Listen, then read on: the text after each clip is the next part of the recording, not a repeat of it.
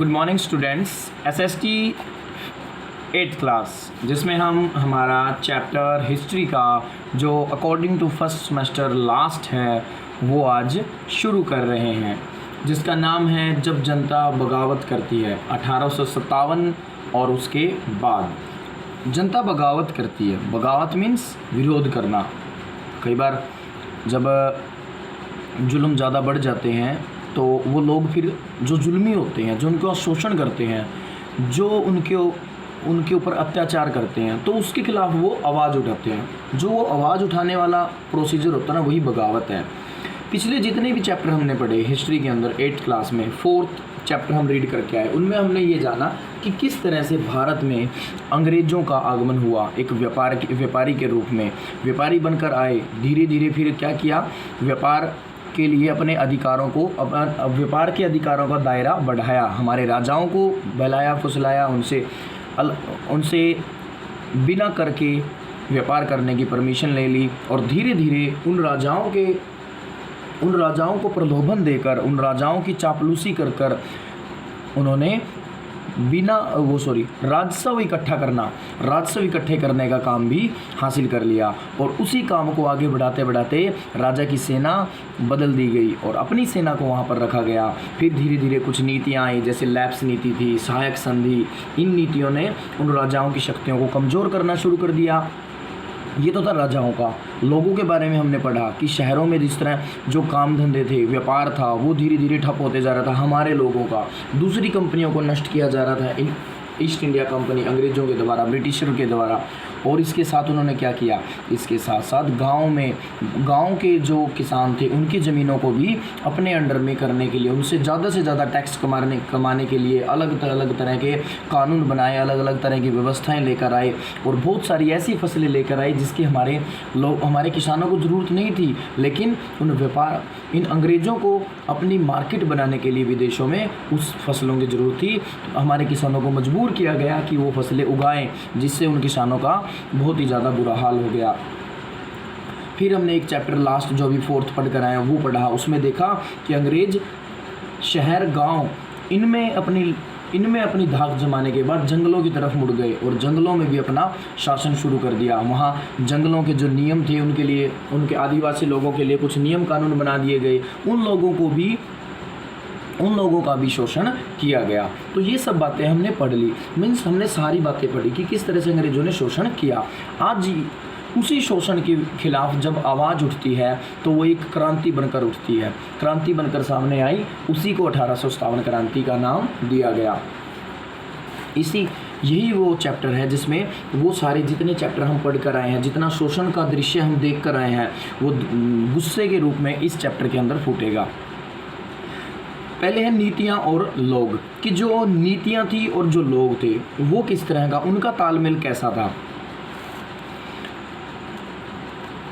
यहाँ ये जो स्टार्टिंग दी गई है, ये वही दी गई है जो मैंने अभी आपको बताया कि जो ईस्ट इंडिया कंपनी थी, जो राजा, ये जो ब्रिटिश थे, अंग्रेज़ थे, इनकी नीति और जनता के ऊपर किस तरह के प्रभाव पड़े, ये सारी चीज़ें हम पढ़ कर आ चुके हैं। राजाओं के बारे में पढ़ कर आ चुके हैं, किसान के ऊपर प्रभाव, जमींदार, आदिवासी, सिपाही, हर तरह के असर, जो हर तरह के ऊपर सभी वर्गों पर इनका अंग्रेज़ों का असर पड़ा। और वो असर हम काफ़ी सारा उसके बारे में रीड आउट कर चुके हैं। आज उसके बाद जो टॉपिक आता है वो होगा नवाबों की छिनती सत्ता। नवाबों की छिनती सत्ता का मतलब क्या है कि जिस तरह से अंग्रेज़ों ने हमारे देश पर कब्जा किया था, उसी प्रकार उन्होंने हमारे नवाब, जो राजा महाराजा होते थे, उनकी ताकत को भी छीनना शुरू कर दिया, उनकी ताकत को कमज़ोर करना शुरू कर दिया, उनका सम्मान ख़त्म कर दिया। अपने राजाओं के दरबार में अपने रेजिमेंट तैनात कर दिए, सहायक संधि के लिए मजबूर कर दिया राजाओं को। जिस राजा का कोई पुत्र नहीं होता था, उनके जो सत्ता थी वो अपने हिस्से में ले ली। तो ये सब चीज़ें इस पैराग्राफ में बताई गई है। इसमें झांसी की रानी लक्ष्मीबाई का जिक्र है कि किस तरह से उनके पति की मृत्यु के बाद उनका जो गोद लिया हुआ बेटा था उसको उत्तराधिकारी से मानने से अंग्रेज़ों ने मना कर दिया। और इसके बाद फिर वो भी उनसे क्या हो गए, नाराज़ हो गई कि ये तो भाई बहुत ही बुरा हाल हुआ। और बाजीराव पेशवा, जो हमने पढ़ा था मराठा जो युद्ध हुए थे उसमें, जिसको कानपुर भेज दिया, जिसको मतलब बिठूर भेज दिया गया था, तो वो जो है उनका जो दत्तक पुत्र था राजा बाजीराव, ये पेशवा बाजीराव द्वितीय जो थे, उसका जो दत्तक पुत्र था, दत्तक मीन्स जो गोद लिया हुआ था, उसको कंपनी ने पेंशन देने से मना कर दी थी। तो उसने भी अंग्रेज़ों से आग्रह किया कि उसको पेंशन दे दी जाए जो उसके पिता को दी जाती थी। उसके पिता की मृत्यु के बाद उसे वो पेंशन मिलनी चाहिए, लेकिन इसके ऊपर भी अंग्रेज़ों ने कोई ध्यान नहीं दिया। तो यहाँ से भी नाराज़गी सामने आएगी।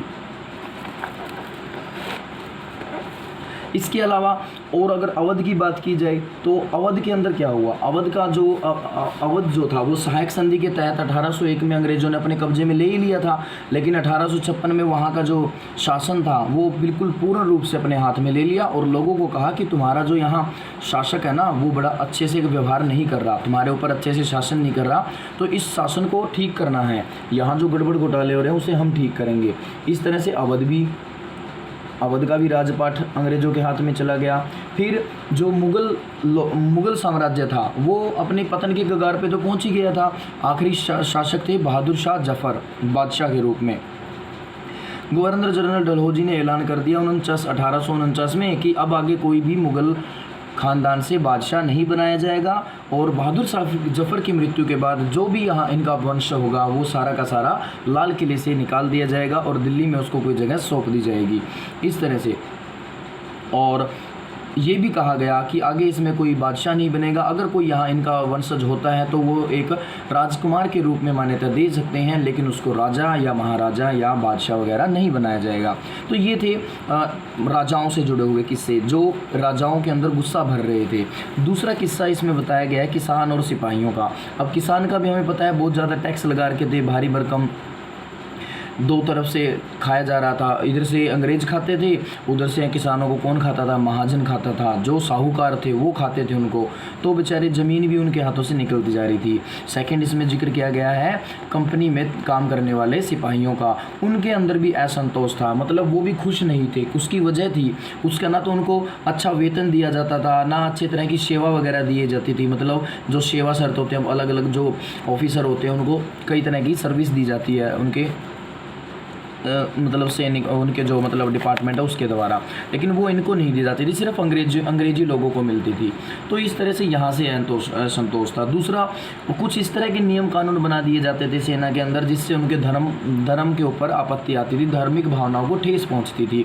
एक ऐसी ही ठेस पहुँचाई गई जो उनके धार्मिक भावना को, वो ये थी कि भारतीय सैनिकों को कहा गया कि तुम्हें समुद्री रास्ते से होकर ब्रह्मा में जाना है, ब्रह्मा में जाकर, जिसको आज हम म्यांमार के नाम से जानते हैं, वहाँ जो युद्ध वगैरह हैं हमारे, उनका मोर्चा तुम्हें संभालना है। सैनिकों ने मना कर दिया कि जी ज़मीन से चले जाएंगे लेकिन पानी के रास्ते से नहीं जाएंगे। क्यों? पानी के रास्ते से जाना हमारे उस समय में लोग क्या मानते थे कि पानी के रास्ते से जाना, कहीं विदेश जाना, मतलब अपनी माँ से गद्दारी करना है, अपने धर्म के खिलाफ है। और धार्मिक भावना, इससे मतलब धार्मिक भावना को ठेस पहुँची हमारे सिपाहियों को, तो यहाँ से एक नाराज़गी और खड़ी हो गई। और फिर उन्होंने मतलब इसको सख्ती से क्या कर दिया, कानून बना दिया इसी का 1856 में, कहा कि भाई अगर कोई जाएगा तो ठीक है, वरना उसको नौकरी छोड़नी पड़ेगी। तो यहाँ से क्या हुआ भाई, यहाँ से भी किसान और सिपाही ये भी इनसे नाराज़ हो गए।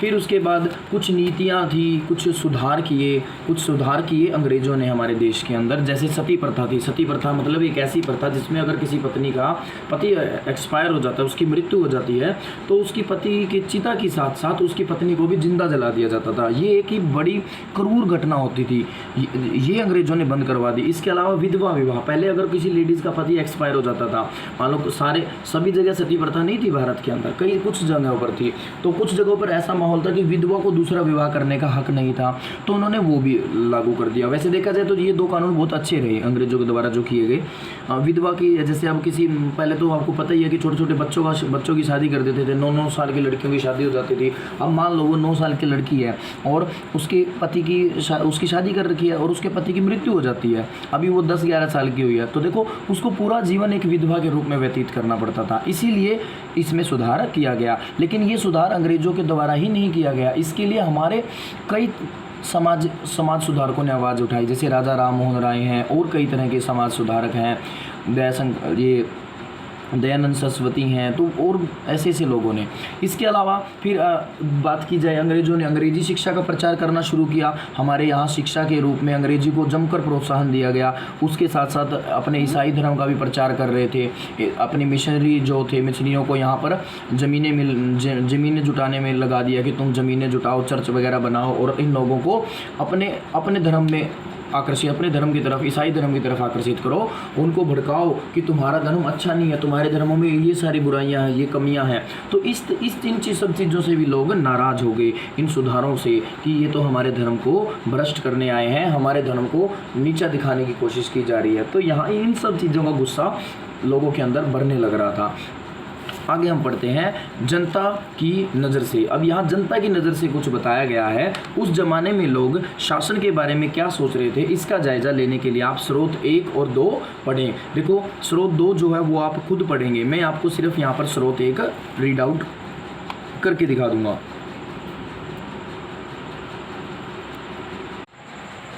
तो स्रोत 1 ये है 84 नियमों की सूची। यहाँ महाराष्ट्र के एक गांव में रहने वाले ब्राह्मण विष्णु भट्ट गोडसे द्वारा लिखित पुस्तक माझा प्रवास के कुछ अंश दिए गए हैं। किसके द्वारा ली गई है? विष्णु भट्ट द्वारा लिखी, गोडसे द्वारा, ब्राह्मण द्वारा लिखी गई है और पुस्तक का नाम है माझा प्रवास। इसके कुछ अंश दिए गए हैं। विष्णु भट्ट और उनके चाचा मथुरा में आयोजित किए जा रहे एक यज्ञ में भाग लेने के लिए निकले थे। विष्णु भट्ट लिखते हैं कि रास्ते में उनकी मुलाकात कुछ सिपाहियों से हुई जिन्होंने उन्हें सलाह दी कि वे वापस लौट जाएं, क्योंकि 3 दिन के भीतर चारों तरफ कोहराम मच जाएगा। सिपाहियों ने जो कहा इस प्रकार था। क्या लिखा? ये लिखा, अंग्रेज सरकार हिंदू और मुसलमानों को धर्म को नष्ट करने पर आमादा है, मतलब तुली हुई है। उन्होंने 84 नियमों की एक सूची बनाई है और कोलकाता के में सारे राजाओं और राजकुमारों की मौजूदगी में इसका ऐलान कर दिया है। उन्होंने मतलब जो सिपाही थे उन्होंने क्या बताया? उन्होंने बताया कि राजा इन नियमों को मानने के लिए तैयार नहीं है। उन्होंने अंग्रेजों को घातक परिणामों की चेतावनी दी है। राजाओं ने कहा है कि अगर ये नियम लागू किए गए तो भारी उथल पुथल मच जाएगी, कि राजा भारी गुस्से में अपनी राजधानियों को लौट गए हैं, तमाम बड़े योजनाएं बना रहे हैं। धर्म युद्ध के लिए तारीख तय कर ली गई है और मेरठ छावनी से एक गुप्त योजना तैयार करके विभिन्न छावनियों में भेज दी गई है। तो ये देखो, ये एक मतलब एक अंश दिया गया है, एक छोटा सा हमें टॉपिक पढ़ने को मिला कि किस तरह से लोगों के मतलब जो सोच थी, जो लोगों के विचार थे वो बदलने लग रहे थे अंग्रेज़ों के लिए। उसके बाद एक और स्रोत दिया गया है जिसका जो है स्रोत 2। चलो इसे भी मैं ही एक बार मैं कर ही देता हूँ रीड, ताकि आपको किसी तरह की कोई प्रॉब्लम ना आए। स्रोत जो 2 है वो इस प्रकार है। जल्दी ही हर टुकड़ी में उत्तेजना छा गई। उत्तेजना का मतलब सारे ही की सारे मतलब काम में लग गई जो ये टुकड़ियां थी।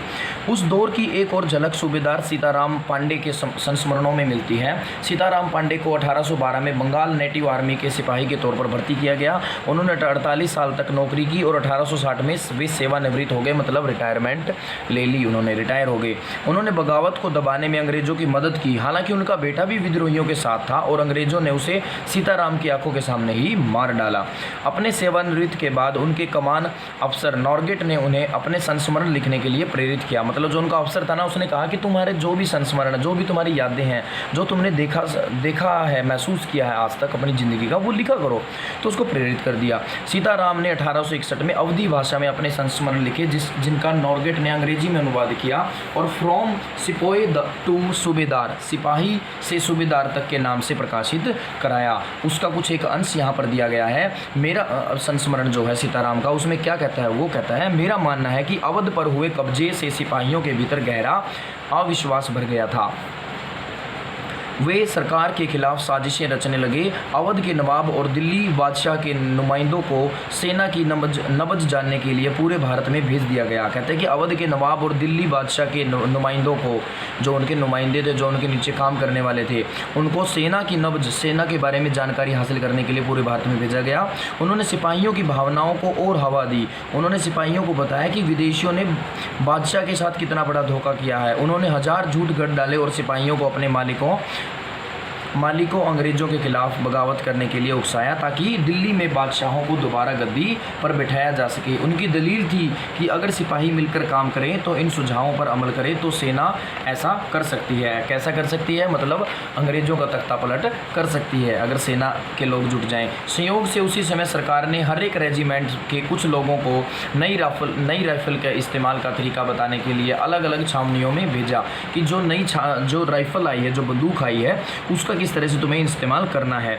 इन लोगों ने कुछ समय तक सिपाहियों को प्रशिक्षण दिया। इसी दौरान न जाने कहाँ से यह खबर फैल गई कि जो ये राइफ़ल हैं इसमें इस्तेमाल होने वाले कारतूसों पर गाय और सूअर की चर्बी का लेप चढ़ाया गया है। और हमारी रेजिमेंट के लोग दूसरे लोगों को लिखकर यह खबर भेजने लगे और जल्द ही हर एक रेजिमेंट में उत्तेजना का माहौल बन गया। कुछ लोगों ने कहा कि उनकी 40 साल की नौकरी में सरकार ने उनके मजहब को चोट पहुंचाने के लिए कुछ भी नहीं किया था। लेकिन जैसा कि मैंने पहले ही जिक्र किया, अवध पर कब्जे के कारण सिपाही पहले ही गुस्से में थे। स्वार्थी लोगों ने फ़ौरन यह कहानी गढ़ दी कि अंग्रेज़ तो सबको ईसाई बनाना चाहते हैं, इसलिए उन्होंने ऐसा कारतूस तैयार किया है ताकि वे इस्तेमाल करने से मुसलमान और हिंदू दोनों ही भ्रष्ट हो जाएँ। कर्नल साहब का मानना था कि यह बेचैनी जो उन्हें भी साफ दिखाई दे रही थी इस बार अपने आप ख़त्म हो जाएगी और उन्होंने मुझे घर जाने की हिदायत दी। तो ये एक छोटा सा अंश उसने लिखा। देखो अब इस व्यक्ति ने लिखा है, अब एक सोचने की बात है भाई, ये व्यक्ति क्या काम कर रहा था? अंग्रेज़ों के लिए काम कर रहा था। तो इसमें क्या अंग्रेज़ों की बुराई की गई? नहीं की गई। जो लोग हमारी आज़ादी के लिए लड़ाई लड़ रहे थे, जो राजाओं के लिए काम कर रहे थे, सैनिकों को भड़काकर उनकी हेल्प लेने की कोशिश कर रहे थे, उनके बारे में इसने थोड़ा सा अटपटा ही लिख रखा है कि झूठी कहानियाँ गढ़ी गई, ये इसमें बताया गया है। तो लिखा गया है अंग्रेज़ों के बारे में, लेकिन हम इसको इतना वो नहीं मान सकते। ये ज़्यादातर चीज़ें इसमें सच्ची हैं कि अंग्रेज़ों ने ऐसे हरकतें की थी जिससे लोगों के धर्म को ठेस पहुंचती थी। हिंदू मुस्लिम, आज देखो हमारा जो पाकिस्तान देश बना वो किसकी बदौलत बना? वो अंग्रेज़ों की बदौलत ही तो बना। तो ऐसा वो करते थे। इसका बड़ा उदाहरण भारत पाकिस्तान देख सकते हो, और पहले भी ऐसा करते आए थे। तो मेन सेना के भड़कने का कारण यही था कि जो कारतूस उनको दिए गए उस पर चर्बी लगी हुई थी। अब देखो क्या रीज़न था, उसके ऊपर जो मतलब एक लेयर बनी होती थी ना, उसको मुंह से छीलना पड़ता था। अब खबर ये फैली हुई थी कि इस कारतूस को बनाने में जो ऊपर की लेयर यूज़ की जाती है, जो कार्टेज यूज़ किया जाता है, परत ऊपर की होती है जिसको मुँह से छीला जाता है, वो उसमें गाय और सूअर की चर्बी लगी होती है। अब देखो जो मुस्लिम समुदाय है हमारा, उनके लिए सूअर जो होता है वो पाक माना जाता है, मतलब पवित्र माना जाता है, और हम हिंदू जो लोग हैं वो गाय को पवित्र मानते हैं। देखो दोनों धर्मों के लोग अपने अपने हिसाब से अपने अपने पशु को पवित्र मानते हैं। तो इस वजह से जो सेना के अंदर हिंदू और मुस्लिम लोग थे वो भड़क गए, उन्होंने विद्रोह करना शुरू कर दिया। और इसका आगाज़ किया था मंगल पांडे नाम के एक सिपाही ने, उसने विद्रोह करना शुरू कर दिया था। बाद में जब उसको फांसी लटका दिया गया तब ये आंदोलन जो था, तब ये आग जो थी और ज़्यादा भड़क गई। अब आगे इसको हम रीड करते हैं। सैनिक विद्रोह जन विद्रोह बन गया। अब देखो जो वो सैनिक विद्रोह था ना, वो जनता का विद्रोह बन गया। किस तरह से जनता भी उनके साथ लग गई। यद्यपि शासक और प्रजा के बीच संघर्ष कोई अनोखी बात नहीं होती, लेकिन कभी कभी ये संघर्ष इतने फैल जाते हैं कि राज्य की सत्ता छिन्न भिन्न हो जाती है। मतलब प्रजा और शासक उनके बीच में संघर्ष होता रहता है, कोई खास बात नहीं है। आज देखो, आज हमारे यहाँ बीजेपी की सरकार है, पर मोदी जी प्रधानमंत्री हैं, तो आज भी संघर्ष चल रहा है। बहुत सारे लोग जो कहते हैं मोदी जी की जो नीतियाँ हैं वो ठीक नहीं है, बहुत सारे लोग हो सकता है ठीक भी बताएं, ठीक है, बहुत सारे लोग अब विरोध भी कर रहे हैं इनकी बहुत सारी नीतियों का। तो वो विरोध जो है वो संघर्ष चलता रहता है। जब पहले और कांग्रेस सरकार थी उस टाइम भी ऐसा ही चलता था, और ये हमेशा होता रहेगा, ठीक है। ये तभी ठीक हो सकता है जब गवर्नमेंट मतलब लोगों के अकॉर्डिंग, देखो हमारे विचार नहीं मिलते कभी भी। एक परिवार है, उस परिवार के सभी सदस्य के विचार भी नहीं मिलते, उनके बीच में संघर्ष चलता रहता है। तो ऐसा ही सरकारों के बीच और जनता के बीच भी चलता है। लेकिन यहाँ जो विरोध हुआ, ये इस संघर्ष की वजह से क्या हुआ, जो सत्ता थी राज्य की वो छिन्न भिन्न हो गई, ठीक है। बहुत सारे लोग मानने लगे कि अब उनका सबका शत्रु एक है। सभी लोग मान गए कि एक ही शत्रु हमारा अंग्रेज, ब्रिटिशर, इनको ख़त्म करना है, इनको उखाड़ फेंकना है। इसलिए वे सभी कुछ करना चाहते थे। इस तरह की स्थिति में हालात अपने हाथ में लेने के लिए लोगों को संगठित होना पड़ता है। अब देखो भाई, जब भी कोई आंदोलन करना हो, कोई भी बदलाव लाना हो तो संगठित होना जरूरी है, लोगों को एकजुट होना पड़ेगा। ठीक है, उन्हें संचार, पहलकदमी और आत्मविश्वास का परिचय देना होता है। सबसे पहले आपके बीच में संचार का माध्यम होना चाहिए, लोगों को किस तरह से जोड़ना है वो माध्यम होना चाहिए, पहलकदमी होनी चाहिए। अब ये नहीं कि भाई वो करेगा वो हिम्मत करेगा तो पहले वो शुरुआत करेगा, नहीं, आपके अंदर पहल करने की हिम्मत होनी चाहिए। दूसरा, आपके अंदर आत्मविश्वास होना चाहिए कि मैं इस काम को जरूर कर दूंगा। तो ये चीज़ें जरूरी होती हैं। भारत के उत्तरी भागों में 1857 में ऐसी ही स्थिति पैदा हो गई थी। फतह और शासन के 100 साल बाद ईस्ट इंडिया कंपनी को एक भारी विद्रोह से जूझना पड़ा। मई 1857 में शुरू हुई इस बगावत ने भारत में कंपनी का अस्तित्व भी खतरे में डाल दिया। मेरठ से शुरू करके सिपाहियों ने कई जगह बगावत की। समाज के विभिन्न तबकों के असंख्य लोग विद्रोही तेवरों के साथ उठ खड़े हुए। कुछ लोग मानते हैं कि 19वीं सदी में उपनिवेशवाद के खिलाफ दुनिया भर में यह सबसे बड़ा सशस्त्र संघर्ष था। पूरी दुनिया में अगर कोई संघर्ष किया गया है सशस्त्र, तो ये संघर्ष सबसे बड़ा माना जाता है। सशस्त्र मतलब जिसमें हथियारों का यूज़ किया गया था। आगे कहते हैं, अब देखिए यहाँ पिक्चर्स दी गई हैं। ठीक है, कैवलरी लाइनों में युद्ध। 3 जुलाई 1857 को 3000 से ज़्यादा विद्रोही बरेली से दिल्ली आ पहुँचे और उन्होंने यमुना को पार किया और ब्रिटिश कैवलरी चौकियों पर धावा बोल दिया। यह पूरी रात चलता रहा। नीचे उस महान व्यक्ति की तस्वीर भी दी गई है जिसने इस आंदोलन को मतलब एक शुरुआत दी थी, मंगल पांडे, और इनकी याद में फिर एक डाक टिकट जारी किया गया। अब हम रीडिंग करते हैं। मेरठ से दिल्ली तक की आंदोलन मेरठ से दिल्ली तक किस तरह से पहुंचा। 29 मार्च 1857 को युवा सिपाही मंगल पांडे को बैरकपुर में अपने अफसरों पर हमला करने के आरोप में फांसी पर लटका दिया गया। आप इस स्टोरी को देखने के लिए एक मूवी है मंगल पांडे के नाम से, तो आप वो देख सकते हो, वहाँ से आपको बड़ी अच्छे से ये चीज़ें देखने को मिलेंगी। देखो, एक बड़ी ही मतलब ये बड़ी ही दिक्कत होती है हमारे यहाँ, जो मतलब कहानियाँ जो सीरियल बनाए जाते हैं पुरानी उन पे कथाओं पे, जो इन मतलब हमारे योद्धाओं के ऊपर, उसमें फिर ना एक पर्टिकुलर टॉपिक उठाया जाता है, एक ही चीज़ के ऊपर ज़्यादा फोकस किया जाता है, उसमें सभी चीज़ों को इतना ज़्यादा मतलब अच्छे से नहीं दिखाया जाता, और ये एक विशेष वो है हमारे यहाँ। तो इसी तरह जो भी कई बार मूवीज़ वगैरह बनती है तो उसमें सिर्फ एक पहलू को ज़्यादा दर्शाया जाता है, अन्य पहलुओं पर हमारा ध्यान कम पड़ पाता है। उनको एक तरह से हम ये मान सकते हैं बस एक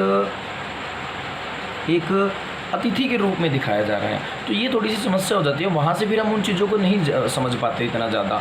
ठीक है, तो हर चीज़ के लिए हमें अलग अलग, हर व्यक्ति, सभी चीज़ों को समझने के लिए हमें अलग अलग व्यक्तियों के व्यक्तित्वों के बारे में जानकारी हासिल करनी पड़ती है इन वीडियोज़ से, इन मूवीज़ वगैरह और सीरियल से। तो ये थोड़ी सी एक समस्या हो जाती है। ऐसा ही देखो, अब ये है मंगल पांडे के बारे में बताया गया कि 29 मार्च को इनको 1857 में क्या दे दी गई, फांसी दे दी गई। और क्यों दी गई? क्योंकि इन्होंने अपने अफसरों पर हमला कर दिया था। चंद दिन बाद मेरठ में तैनात कुछ सिपाहियों ने नए कारतूसों के साथ फौजी अभ्यास करने से इनकार कर दिया। अब जो वो नए कारतूस थे जिनके ऊपर वो विवाद छिड़ रहा था चर्बी वाला, तो उसका यूज़ करने से बहुत सारे लोगों ने मना कर दिया। सैनिकों ने, सिपाहियों को लगता था कि इन कारतूसों पर गाय और सूअर की चर्बी का लेप चढ़ा हुआ है, तो 85 सिपाही जो थे वो नौकरी से निकाल दिए गए। उन्हें अपने अफसरों का हुक्म न मानने के आरोप में 10-10 साल की सज़ा भी दे दी गई।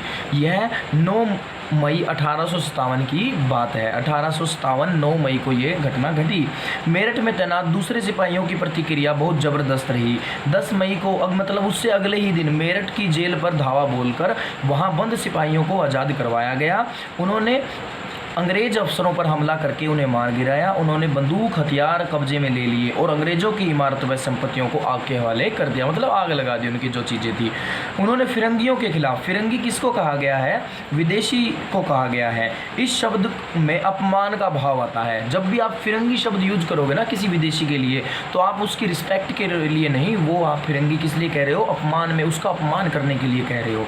ठीक है, तो ये उनका अपमान करने के लिए ये फिरंगी शब्द यूज़ किया जाता था। तो युद्ध का ऐलान कर दिया गया। सिपाही पूरे देश में अंग्रेजों के शासन को ख़त्म करने पर आमादा थे, मतलब व्याकुल थे।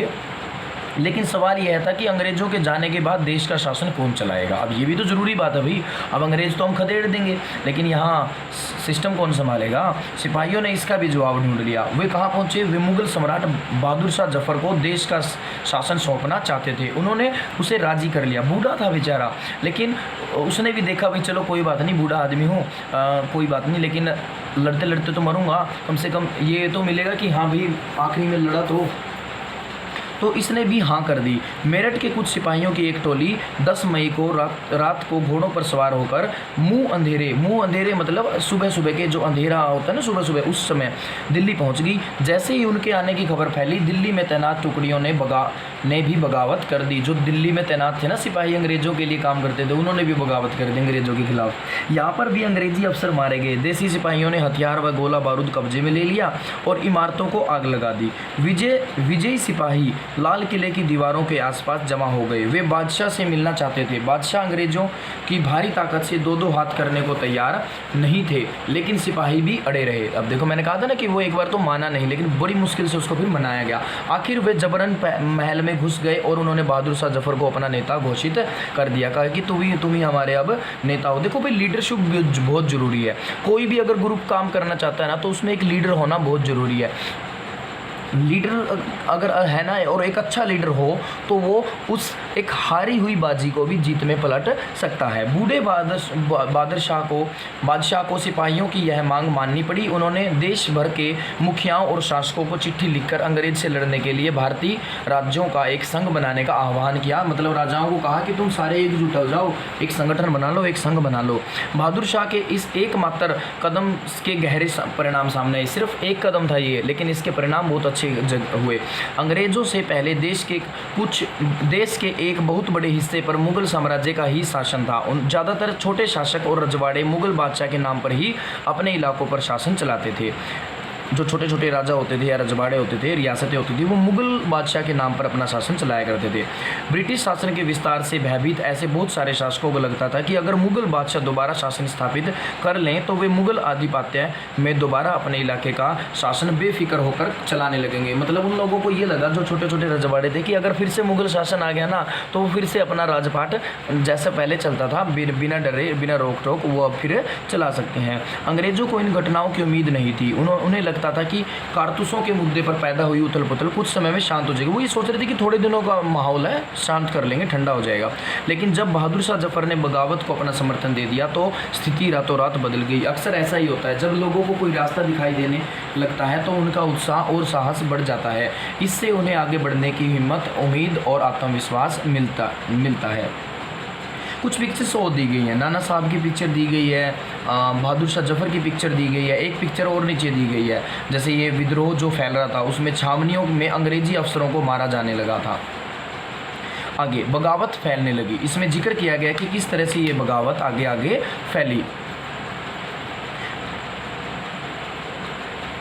जब दिल्ली से अंग्रेज़ों के पैर उखड़ गए तो लगभग एक हफ्ते तक कहीं कोई विद्रोह नहीं हुआ। जाहिर है खबर फैलने में भी कुछ समय तो लगना ही था। अब देखो खबर आजकल तो देखो छोटी सी कोई घटना हो, दुनिया के किसी कोने में छोटी सी घटना घट जाए, आप बरवाला हमारी सिटी में बैठे उसको हासिल कर सकते हो, उस जानकारी। क्यों? संचार माध्यम इतने अच्छे हो गए हैं। लेकिन पहले तो खबर बहुत मुश्किल से पहुंचती है ना, कि दिल्ली में विद्रोह हो गया, दिल्ली में लड़ाई हो गई है, अंग्रेज़ों को उखाड़ फेंक दिया दिल्ली में, तो वो लेकिन फिर तो विद्रोहों का सिलसिला शुरू ही हो गया। एक के बाद एक हर रेजिमेंट के सिपाहियों ने विद्रोह कर दिया और वे दिल्ली, कानपुर, लखनऊ जैसे मुख्य बिंदुओं पर दूसरी टुकड़ियों का साथ देने निकलने पड़े। मतलब जो और लोग थे उनका साथ, उनकी हेल्प करने के लिए वो इधर उधर जाने लगे। उसके बाद क्या हुआ फिर कहते हैं, उनकी देखा देखी कस्बों और गांव के लोग भी बगावत के रास्ते पर चलने लगे। वे स्थानीय नेताओं, जमींदार, मुखिया के पीछे संगठित हो गए। मतलब जो नेता होते थे आसपास, उनके लीडरशिप के अंडर काम करने लगे। जमींदार के नीचे काम इकट्ठे होकर, मुखिया के इकट्ठा होकर काम करने लगे थे। ये लोग अपनी सत्ता स्थापित करने और अंग्रेज़ों से लोहा लेने को तैयार थे। स्वर्गीय पेशवा बाजीराव के दत्तक पुत्र नाना साहब कानपुर के पास रहते थे, उन्होंने सेना इकट्ठा की और ब्रिटिश सैनिकों को शहर से खदेड़ दिया। उन्होंने खुद को पेशवा घोषित कर दिया। उन्होंने ऐलान किया कि वह बादशाह बहादुर शाह जफ़र के तहत गवर्नर हैं, मतलब उनके अंडर में ही हैं। बहादुर शाह जफ़र के तहत गवर्नर हैं। लखनऊ की गद्दी से हटा दिए गए नवाब वाजिद अली शाह के बेटे बिरजिश कदर को नया नवाब घोषित कर दिया गया। मतलब वहाँ का नवाब, लखनऊ का नवाब, लखनवी नवाब बड़ी मतलब कहावत के रूप में यूज़ किया जाता है। तुम अपने आप को लखनवी नवाब समझते हो, ऐसा कई बार यूज़ किया जाता है, क्योंकि नवाबों के ठाट ही अलग होते थे। ये हम पीछे पढ़ चुके हैं कि किस तरह से अंग्रेज़ों को नवाब कहने लगे थे जब वो अपने देश में वापस लौटते थे तब। आगे फिर इसमें कहता है, बिरजिश कदर ने भी बहादुर शाह जफ़र को अपना बादशाह मान लिया। उनकी मां बेगम हजरत महल ने अंग्रेज़ों के खिलाफ विद्रोहों को बढ़ावा देने के साथ में बढ़ चढ़कर हिस्सा लिया। झांसी में रानी लक्ष्मीबाई भी विद्रोही सिपाहियों के साथ जा मिली। उन्होंने नाना साहब के सेनापति तात्या टोपे के साथ मिलकर अंग्रेज़ों को भारी चुनौती दी। मध्य प्रदेश के मंडाला क्षेत्र में राजगढ़ की राजी अवंती बाई लोधी ने 4000 सैनिकों की फौज तैयार की और अंग्रेज़ों के खिलाफ उसका नेतृत्व किया, क्योंकि ब्रिटिश शासन ने उनके राज्य के प्रशासन पर भी नियंत्रण कर लिया था। विद्रोही टुकड़ियों के सामने अंग्रेज़ों की संख्या बहुत कम थी। बहुत सारे मोर्चों पर उनकी ज़बरदस्त हार हुई। इससे लोगों को यकीन हो गया कि अब अंग्रेज़ों का शासन खत्म हो चुका है। अब लोगों को विद्रोह में कूद पड़ने का गहरा आत्मविश्वास मिल गया। खास तौर से अवध के इलाके में चौतरफा बगावत की स्थिति थी, मतलब हर तरफ से अवध के चारों तरफ से बगावत शुरू हो गई थी। 6 अगस्त 1857 को लेफ्टिनेंट कर्नल टाइलर ने अपने कमांडर इन चीफ को टेलीग्राम भेजा, जिसमें उन्होंने अंग्रेज के भय को व्यक्त किया है। हमारे लोग, देखो वो कौन सा डर है, देखो लिखा हुआ है, हमारे लोग विरोधियों की संख्या और ज़्यादातर और लगातार लड़ाई से थक गए हैं। एक एक गांव हमारे खिलाफ है, जमींदार भी हमारे खिलाफ खड़े हो रहे हैं। इस दौरान बहुत सारे नेता सामने आए। उदाहरण के लिए फैजाबाद के मौलवी अहमदुल्ला शाह ने भविष्यवाणी कर दी कि अंग्रेज़ों का शासन जल्द ही खत्म हो जाएगा। वह समझ चुके थे कि जनता क्या चाहती है। इसी आधार पर उन्होंने अपने समर्थकों की एक विशाल संख्या जुटा ली। अपने समर्थकों के साथ वे अंग्रेज़ों से लड़ने जा पहुंचे। दिल्ली में अंग्रेज़ों का सफाया करने के लिए बहुत सारी गाजी यानी धर्म योद्धा इकट्ठा हो गए। बरेली के सिपाही बख्त खान ने लड़ाकों की एक विशाल टुकड़ी के साथ दिल्ली की ओर कूच कर दिया। इस बगावत में एक मुख्य व्यक्ति साबित हुए, मतलब वो एक इम्पोर्टेंट रोल उन्होंने प्ले किया। किसने? बरेली के जो सिपाही थे बख्त खान, उन्होंने। बिहार के एक पुराने जमींदार कुंवर सिंह ने विद्रोही सिपाहियों का साथ दिया और महीनों तक अंग्रेज़ों से लड़ाई लड़ी। तमाम इलाकों के नेता और लड़ाके इस युद्ध में हिस्सा ले रहे थे। मतलब हर तरफ से हमारे जो भारतीय लोग थे सैनिकों के साथ, जो सैनिक उनसे खिलाफ हो गए थे अंग्रेज़ों से, वो उनके साथ मिलकर युद्ध करने में लगे हुए थे। एक चीज़ अब तुम देखो, यहाँ पर कितने सारे मुस्लिम समुदाय के लोगों का नाम आया है। आज हमारे देश में आज भी बहुत सारे ऐसे कुछ जिन्हें मैं एक ठेकेदार का नाम दूंगा, जो हमारे देश को तोड़ने का काम करते हैं। वो कहते हैं कि मतलब जो ये धर्म है, इस मतलब जो दोनों को, हिंदू मुस्लिम को बांटने की कोशिश करते हैं। वो कहते हैं कि जो हिंदू में ठेकेदारी का काम करते हैं वो तो कहते हैं कि मुसलमानों ने हमारा साथ नहीं दिया, और जो मुस्लिम समुदाय में ठेकेदारी का काम करते हैं वो हिंदुओं के खिलाफ भड़काने की, वो अपने मुस्लिम लोगों को हिंदुओं के खिलाफ भड़काने की कोशिश करते रहते हैं। लेकिन ऐसा कुछ भी नहीं था। सब लोग मिलकर आज़ादी की लड़ाई लड़ी थी, सब ने लड़ी थी। लेकिन ये बाद में विद्रोह क्यों हुआ, बाद में फूट किसने डाली, वो भी अंग्रेज़ों की रणनीति के तहत डाली गई थी। तो बेटा कभी भी अपने मन में ये भेदभाव की भावना को मत पनपने देना कि आप चाहे किसी धर्म से बिलोंग करते हो। अब आप उस एज में आ गए हो जहां आपको बहुत सारी कहानियां सुनने को मिलेंगी, बहुत सारी ऐसे मतलब लोगों से पाला पड़ेगा आपका कि जहां आपको धर्म के नाम पर भटकाया जाएगा। क्योंकि हमारे आसपास ठेकेदारी बहुत ज़्यादा फैलने लग रही है। उस ठेकेदारी से तुम्हें बचना है, अपने विवेक से, अपनी सोच समझ से। कभी भी किसी धर्म से घृणा नहीं करनी है। सभी धर्म बराबर हैं बेटा, ठीक है। देखो ये टॉपिक चल रहा है तो मैंने इसी के हिसाब से मैं कई बार आपको इस बारे में बहुत ज़्यादा कहता हूँ, क्योंकि आज एक हम ऐसे माहौल में हो गए हैं जहाँ धर्म को तवज्जो दी जा रही है। अच्छी बात है, लेकिन एक इस तरह की तवज्जो दी जाती है जो एक मतलब घटनाओं का रूप ले लेती है, एक बहुत ही भयंकर स्थिति का रूप ले लेती है। तो उस भयंकर स्थिति को कैसे काबू किया जा सकता है? अपने धर्म के ऊपर मतलब गर्व करना और दूसरे धर्म को अच्छा मानना, तभी होगा। हम एक दूसरे के खिलाफ ऐसे अगर बोलते रहेंगे उठ-पटांग बातें किसी के बहकावे में आकर, तो ऐसा नहीं होना चाहिए। ठीक है बेटा, thank you, have a good day. यहाँ तक आज आपको करना था।